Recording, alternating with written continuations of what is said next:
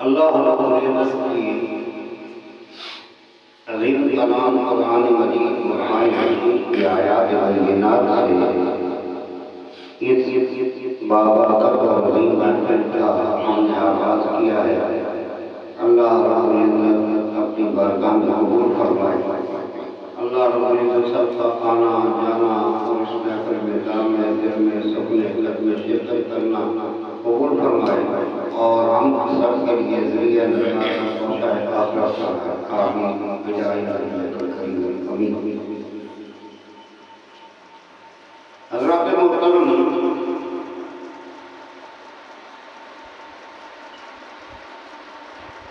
अल्लाह का मेहमान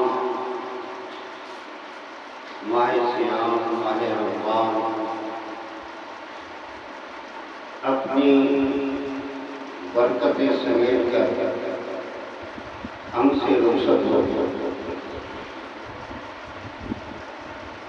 बड़े ही खुशबख्त हैं वो लोग कि जिन्हें अल्लाह ने ये तौफीक अता फरमाई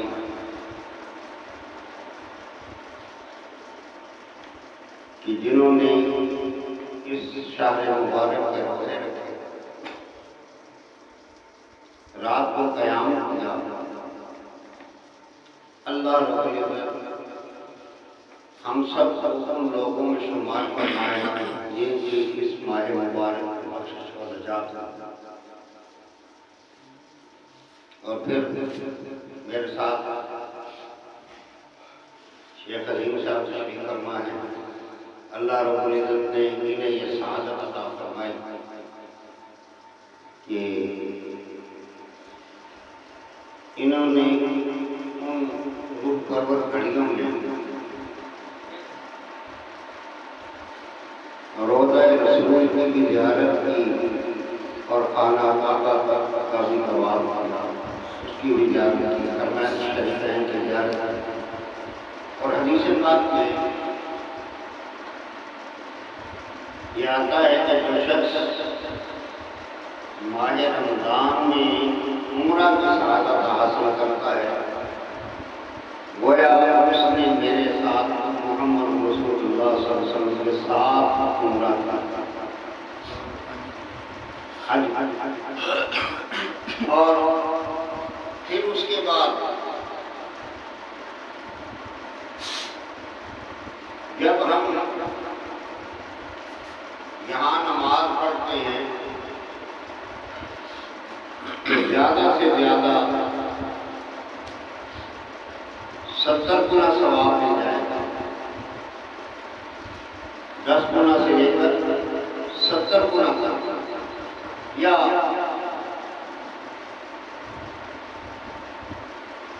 रमज़ान शरीफ में 100 गुना हो जाएगा। लेकिन क्या बात है हरमैन शरीफैन की बहारों की, जब आम दिनों में आदमी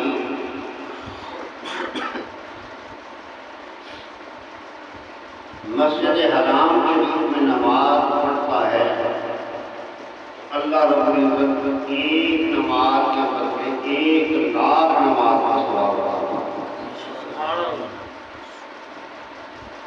आम दिनों तो जिन्होंने रमज़ान में वहाँ नमाजें पढ़ी हो, अब उसको 100 गुना कर दिया जाए। सोचने वाली बात है ना, समझने वाली बात है। उसको 100 गुना कर दिया जाए तो मैं ये होगा कि अगर एक नमाज का सवाब 1 लाख नमाज का सवाब है आम दिनों में, अब 1 लाख को फिर 100 से अगर हम ज़र्ब दें, 100 से 1 करोड़, अल्लाह की रहमत को कीमत नहीं मांगती, बहाना मांगती। इसी तरह जो शख्स मदीना के रसूल में मस्जिद नबवी शरीफ में एक नमाज पढ़ता है अल्लाह रब्बुल इज्जत उसको एक नमाज के बदले 50,000 नमाज का सवाब आम दिन में। अब इस 50,000 को अगर हम रोज़ों में मल्टीप्लाई करें तो 50 लाख नमाज का सवाब। एक नमाज पढ़ी 50 बख्शिश के, ये अल्लाह ने गुनाहगारों की बख्शिश के बहाने बनाए। और जिसके पास कुछ भी नहीं, भाई वहां जाने की भी तो हिम्मत चाहिए, इस्तेताअत चाहिए, पैसा चाहिए, रुपया चाहिए, सेहत चाहिए, तंदुरुस्ती चाहिए।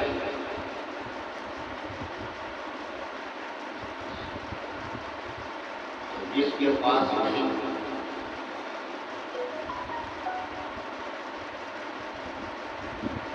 उसको भी मेरे रब ने महरूम नहीं रखा, उसको भी मेरे रब ने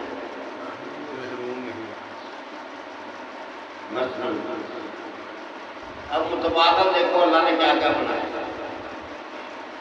अचानक घेर में आ गया तो चलो खड़ा, मेरा मौजूद कुछ और था और तरफ निकल गया।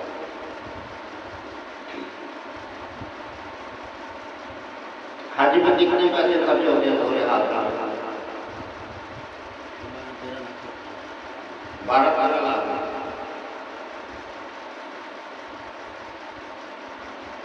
अच्छा गया हो गया आ गया। अब रब की मर्जी है तो मूल फरमाए ना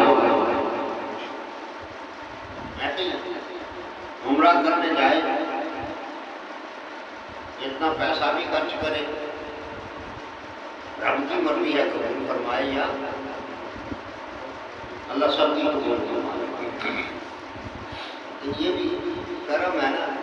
उतने हजार बंदों में कोई एक होता है, ऐसा भी होता है कि जिसके सदके अल्लाह सबकी दुआएं को कबूल फरमाए। वहां भी और तारीख बड़ी बड़ी है इन निशानों से। और कुछ ऐसे भी होते हैं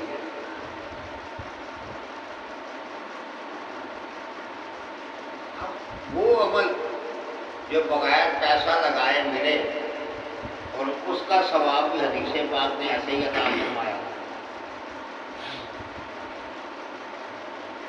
जैसे अभी भी कोई अल्लाह वाले लोग ऐसे हैं, पहले तो वो मोमिन होने की एक निशानी है।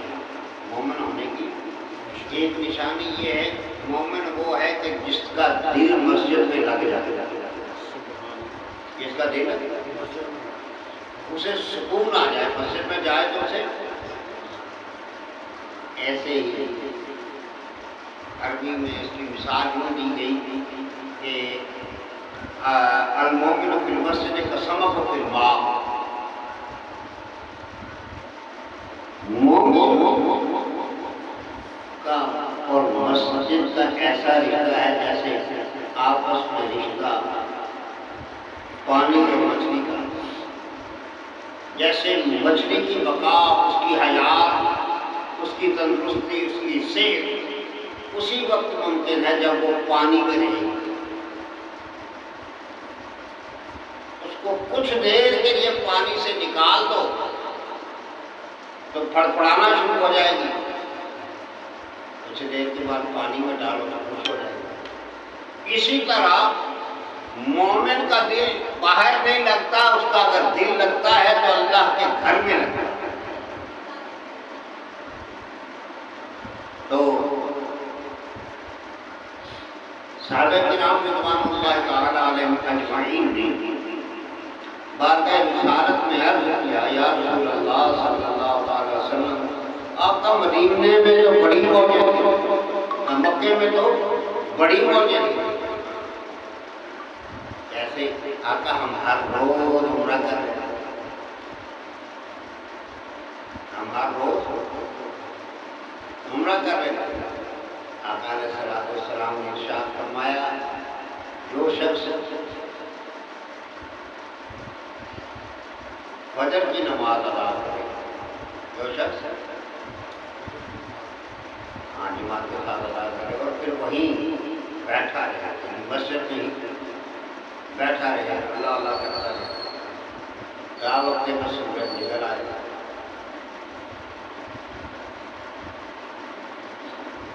क्या वक्त में सूरज पूरी तरह निकल आएगा। जो शख्स मेरी इस मस्जिद नबी शरीफ 2 नफल अदा करेगा, अल्लाह उसे उम्रे का सवाब होगा। बातों में आता 2 उम्रों का सवाब होगा। तो साहबा ने तो हमारे लिए आसानियां पैदा की हैं। अर्ज़ की या रसूलल्लाह, जो इस मस्जिद में ना हो और कहीं हो, फरमाया जो जहाँ भी हो अगर ये अमल करेगा तो अल्लाह उसे बाद हदीस में 1 और बाद में 2 उम्रों का सवाब होगा। कितना सामना तो किन जुबान से निकलना।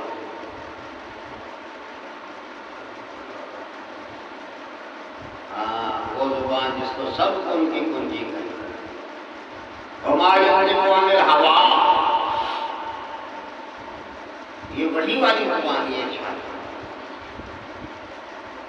रसूलुल्लाह सल्लल्लाहु अलैहि वसल्लम अपनी मोहर तस्दीक सब करता है, तो कितना बड़ा मकाम होगा। अगर हमने इखलास और सरकार की गुलामी का बड़ा होते में गिरफ्त किया हो तो फिर अल्लाह कभी यहाँ भी नहीं छोड़ेगा। जिसके पास नहीं है अल्लाह उसे नहीं अता। इसी तरह यह हदीस पाक में माँ बाप का अगर कुछ नहीं तो शफ़क़त के साथ दीदार करना, प्यार के साथ माई बाप की ज़ियारत करना। आका अलैहिस्सलाम ने इरशाद फरमाया कि जो एक बार देखे उसे एक मबरूर हज का, यानी जो कबूल हुआ हो बार का मकबूल हज का सवाब अल्लाह पाक अता फरमाता। कौन फरमा रहा? सोचने वाली बात है। जो 100 बार देखे फरमाया उसको भी 100 हज का सवाब। इसी तरह फरमाते कि अल्लाह के हुजूर सवाब की कमी तो नहीं है, ना ही उसके खजाने में कोई कमी आएगी। बात यह है कि जितना तुम कर लोगे और जिस नीयत और अखलास, जितना अखलास होगा अल्लाह उतना ही ज़्यादा तेरे अमल को असर तरीके से कबूल फरमाएगा और अजर भी उतना ही ज़्यादा होगा। तो माह रमज़ान को गुजर गया, इसमें हमारी तरबियत जैसे अक्सर लोगों की फजर कज़ा हो जाती है, रमज़ान में हुई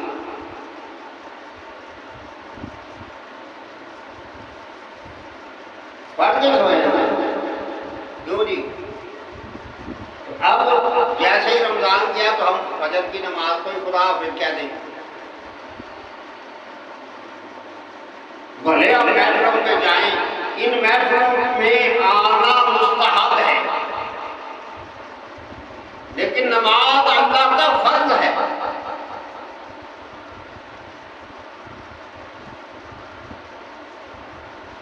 इनमें ना आने से शायद कोशिश हो कि तुझे अल्लाह ने मौका दिया था, फलां लोग बैठ के दीन का सीखते थे, तुझे पता भी था, फिर तूने नहीं दीन सीखा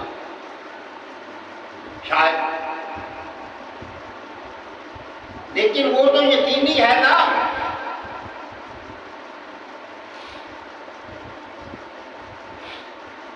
तो जो अपनी गफलत से ये तो मुस्तहब था और जो फर्ज़ ऐन छोड़ दे,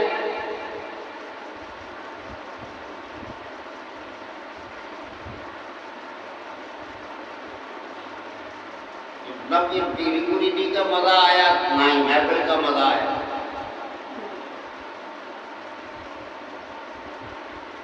महफिल में आने की लज्जत दोबारा तब ही होगी जब तुम अमल का पैकर बनना शुरू हो जाओ। और कोई जब भी जाओ ना समझ लो कि अब यूँ समझ लो, मैंने आगे भी कुरान की एक तफसीर करते हुए आपके सामने पेश किया था सारा मजमून, लेकिन अब समझने के लिए अगर वहाँ से खैर करके आए, सारा रास्ता भी आते हैं तो खैर के लिए सफर किया, नेकी के लिए सफर किया, यहाँ आके बैठ गए, फिर खैर। और हम जब इस महफिल का इख्तिताम करेंगे तो दुआ पर करेंगे। जब इतना कार्य खैर करके बंदा ऐसी जगह पर आएगा तो फिर बात बनेगी ना, फिर तो आगे कबूल होने के चांसेस ज्यादा है। और अगर आदमी ऐसी महफिलों में भी रहकर बेअमल रहे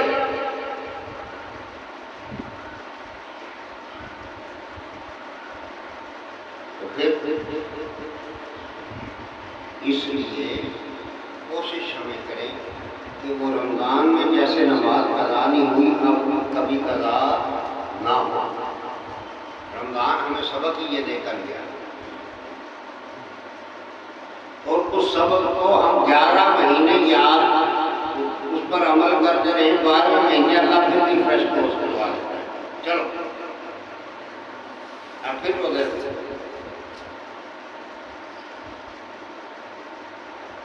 अब अल्लाह ने मौका दिया, अल्लाह ने हमें मौका दिया है, सेहत भी है, तंदुरुस्ती भी है, और इस वक्त अगर हम तौबा करेंगे तो अल्लाह जल्द कबूल फरमाएगा। वो जो कहते हैं ना जी, वो महफिलों में भी जाते हैं, बाबा जी से दुआ के लिए भी कहते हैं, वो आते जाते हैं जी, वो मज़ा नहीं आता, पता नहीं मोहम्मद अक्सर तो जो ना,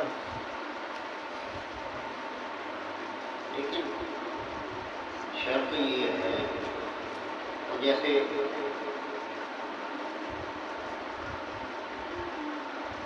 कोई ब्रांडेड चीज बनी हो ना,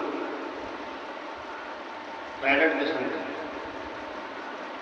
तो उस पर एक छोटा सा बात जगह पर जुमला लिखा होता है, आप पता नहीं कि शायद कहीं हो, लेकिन पहले लिखा होता है आजमाइश शर्त है, आजमाइश यानी ये जो चीज है इसको आजमा कर दे। इसी तरह इस अमल को तो आजमा कर दे मेरे दोस्त,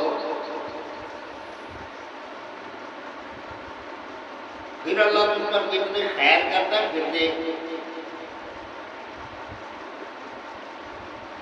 वरना ये आना जाना कहीं ऐसा ही ना हो कि बस बोलूं के बैल वाला ही था,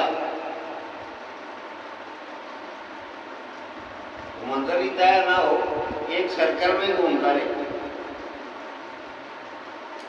अगर इस महफिल से कमा काना हक जो है ना इस्तिफादा हासिल करना है तो फिर हमें क्या करना होगा कि अब रमजान शरीफ गुजर चुका, अब ये तसलसल टूटने ना पाए, तसलसल टूटने ना। और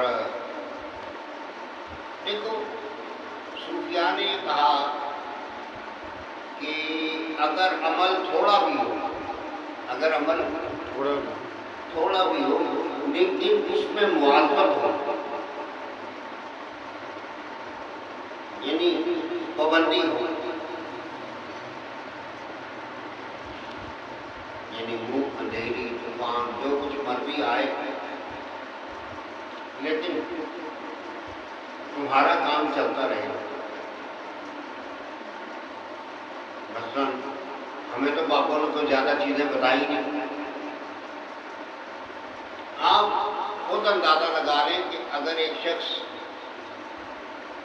नमाज से 1 घंटा या पौना घंटा पहले भी बेदार हो जाए, 1 घंटा या पौना घंटा पहले बेदार हो जाए, यानी ईशा की नमाज पढ़ के सो गया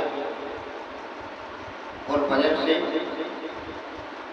पहले अगर 1 घंटा या पौना घंटा भी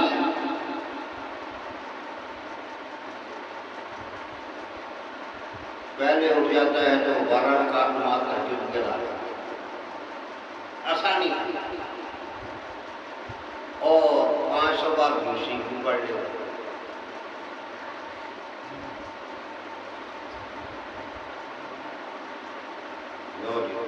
अब अपने काम से फजर पढ़ के चाहे आराम करो, जो मर्जी करो, तुम्हें कोई रोकने वाला। अपने काम पे गए तो खाना खाने के लिए भी तो हम बैठ के गप्पे मारते ही हैं ना, आ रहा जा रहा, वो पानी नहीं, जो कुछ हम काम अपनी अपनी वर्कशॉपों में, अपने अपनी दुकानों में जो कुछ करते हैं, वो घंटा छुट्टी मना ही देते हैं। 15 से 20 मिनट अगर नमाज को दे दें, फिर फ्रेश हो के खाना खाओ, नमाज भी पढ़ेगी, खाना। इसी तरह असर है। कुछ भी नहीं, ये सिर्फ एक शैतानी जाल है जिसमें हम लोग कहते हैं यार दुकान से गाल कोई नहीं। अगर उसको भगाना है ना, जैसे मैं अपनी राय दे रहा हूँ, दीन में कुछ जो भी शास्त्र फरमाया वो बरहक है, लेकिन आप दोस्तों की इस्लाह की खातिर ये कह रहे हैं, तो हाथ मनाना तो मुक्ति हो ना पे हो, लेकिन सादगी से बताने के लिए। अगर अल्लाह रब्बुल इज्जत तुझे तौफीक दे दे तो तू बावजूद हो,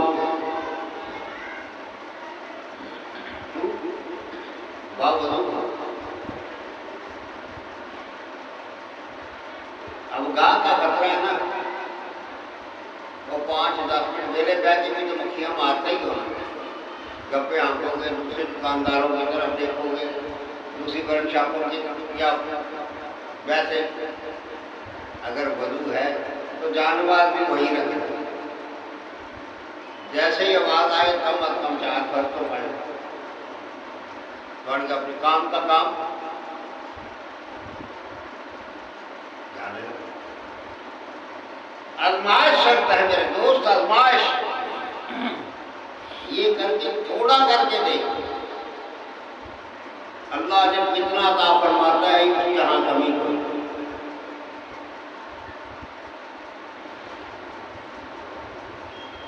और तरीकत है भी यही।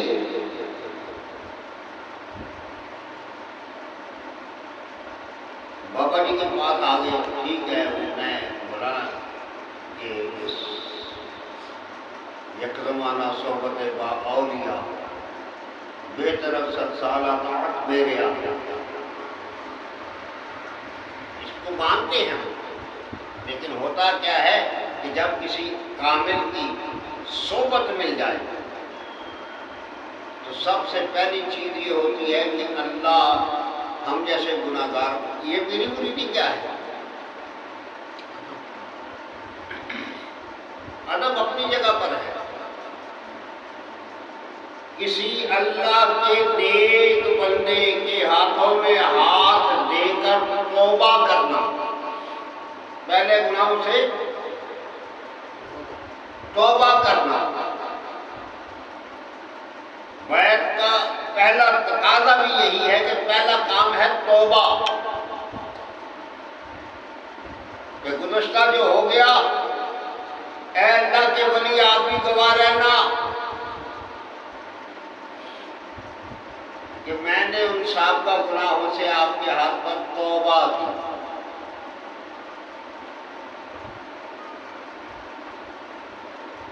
अगर तेरा जज्बा सादिक है तो ये याद रख, हदीस पाक के जो अल्फाज है कहता तौबा करने वाला ऐसे होता है जैसे उसने गुनाह किया ही नहीं। तौबा करने वाला ऐसा है जिसको उसकी मां ने अभी जन्म दिया, साफ सुथरा कर देता है अल्लाह।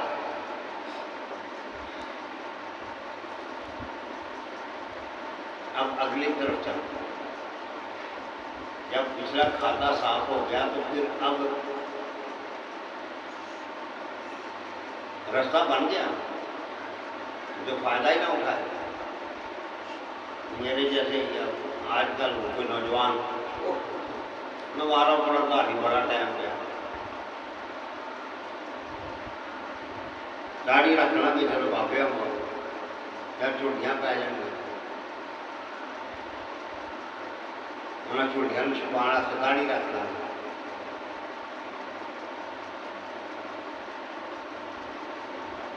जब फारिग और बाल हो जाएंगे घर वाले भी कबूल ना करेंगे तो फिर मस्जिद का जाकर वो नहीं यार। अब अभी अल्लाह की रहमत के दरवाजे खुले हुए। अल्लाह तुम्हारी बख्शिश चाहता है क्योंकि तुम उम्मत किसकी है। तो फिर वो अगर तो पहले दना वाला वाक्य बहलो दना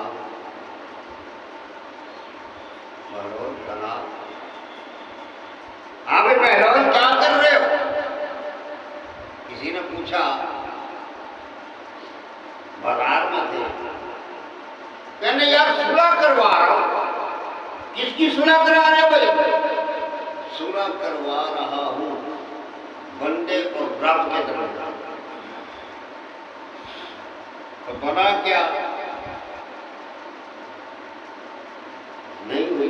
क्यों कोई सुलह तो तब होती ना जब दोनों फरीक मान जाए एक बात पर मुत्तफक हो जाए। और लोग कहने लगे रब तो मान रहा है लेकिन बंदा नहीं मान रहा। रब तो मान रहा है बंदा नहीं मान रहा। फिर वक्त आया कब्रिस्तान में बैठे हुए किसी ने फिर वही सवाल दोहराया। आपने वही जवाब दिया सुना। अब क्या बना भाई। अब क्या बनना है। बंदा मान रहा है लेकिन अब रब नहीं मान रहा। तो जब अब रब मान रहा है अल्लाह के बंदे तो तू भी मान जा। आजा सीधे रास्ते। अल्लाह रब्बुल इज्जत अमल की तौफीक अता फरमाए।